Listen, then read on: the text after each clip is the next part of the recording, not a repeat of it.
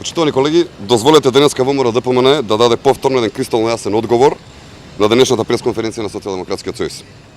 Да, ние направивме оваа порта Македонија, како што направивме фонтаната на плоштадот за нас, го реновиравме трговскиот центар до нас лево, направивме 25 големи улици и 6 нови булевари во Скопје, плюс градскиот стадион, салата Борис Трајковски, обезбедивме најсовремена опрема за болниците низ Македонија во износ од 100 милиони евра, во Велес, Штип, Битола, Струмица, Прилеп, Тетово и така натаму. Изградивме 350 км регионални и 250 км локални патишта. Обезбедуваме бесплатни учебници, компјутери за абсолвентите, до сега над 700 милиони евра помош за земјоделците наспроти 6 милиони на Социјалдемократскиот сојуз.